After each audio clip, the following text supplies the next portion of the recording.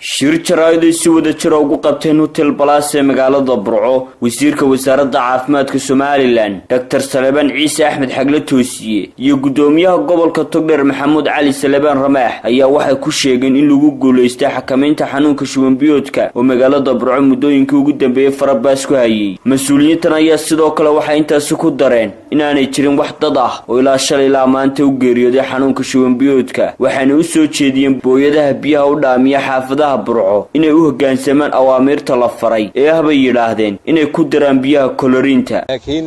dadaal badan ayaanu ka aragnay magaaladii oo la sameeyay haday tahay dawladda hoose haday tahay wasaaradda haday tahay wacyigelinta magaalada ku jirta 30 baabuur oo wacyigelina ku jira 10 baabuur oo ambalaasyaaba ku jira hal halkii wax laga soo sheegay minute way dul taagan yihiin alxamdulilaahi rabbil caalamiin tiyada ahayd waxay keentay inaynu ka soo saarno xanuunka badidiisii magaalada aad baan dadweynaha ugu mahadnaqayaa magaaladii waxa la keenay jaafeer badan baa yaala koloriintii oo fara badan baa inoo taala maanta waxaanu xidhnaan halkan uga sheegayaa laba booyadood oo diiday inay biyihii ku daraan koloriin oo wasaaraddii biyuhu hawshoodii gudanaysa ayaa qaar diideen waxaanu sheegaynaa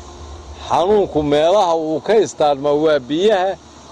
iyo sariibadaha intaynu imika soorsiskiisa aynu ku hayno halkan sidaa darteed biyaha nadaafadoodii ciddii u hoggaansami weydaa dee cuqubay mutaysanaysaa waxaanu leenahay booyaduhu ha u dhega nuglaadaan ha naga daayaan ciidamada faraha badan aanu imika dhignay baalaha laga dhaamiyo waa hawl iyo qarash kale oo aan noo shaqo kale oo dheeraadaan loo baahnay inaan noo samaynaysan waa in loo dhega nuglaado dawa lagu darayaa biyihii dawadaasi waxay dilaysaa wixii wasakhaaya ku jiray biyaha marka waxaan leeyahay booyadaha iyo dadka biyaha ka shubanaya in dadku weydiiyaan ma dawaysan tahay eel walba dad baa jooga imika ka tirsan wasaaradda dhiijigoodii baa inala jooga dawooyinkii oo dhan ceelashay geeyeen booyadii waa la daweynayaa dadweynuhu waa inuu iska hubiyo hay'adahaasi iyo wasaaraddu waxa gaareen go'aamo waaweyn oo muhiim ah oo lagu xakameynayo laguna tirtirayo haddii alla ka dhigo baaqiga xanuunkan dadaal weyn oo gobolka iyo dawladda hoose ay galeen gacan weyn aanu ka helay dawladda hoose iyo barasaabka iyo maamulkiisa dadaal weyn oo wasaaraddu samaysay shaqaalaha wasaaradda caafimaadkuna habeen iyo maalin seexan mas'uuliyiinta oo aad u dadaashay natiijo wacan baan haynaa maanta labadii casho u dambeysay wax dhimasho ah may dhicin nambarkuna maanta wuxuu marayaa meel hoose 87 qof baa jiifa oo iyana dhammaan aad u wada wacan oo aanu filayno insha allah inay dhaqso uga baxaan ilaahay waxaan ka baryaynaa in sida ugu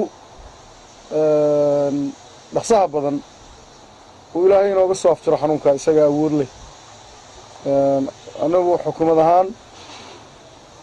waanu dadaalaynaa waxba hagran mayno insha allah shacabka waxaanu uga mahad celinayaa la qabaa gudoomiyaha sida wanaagsan ee imika ay u qaateen wacyigelinta waxaa dhibaatada weyn haysta waxay ahayd in aanay qofka shubma familigiisu aanu keenaynin meelaha lagu daweynayo shuban biyoodka iyadoo qaar ka mid aanu kala kulannayba diidmo iyo dagaal saa gudoomiyuhu sheegay ciidan loo diray oo khasab lagaga soo saaray waxyaalana soo maray bay ahaayeen maanta alxamdulillaah aad bay dadku u imanayaan meelaha lagu daweynayo shuban biyoodka waxaan rajaynaynaa in maalinta ka dambaysa insha allah hoos soo dhici doono waxaanu go'aan baanu gaadhnay inaanu shacabka siino dhacdada wax 40 saacadood u dambeeyay dhacay maalin walba oo ay ogaadaan halka wax marayaan Jaamac Salebaan Cumar telefishinka caalamiga SBC magaalada Burco.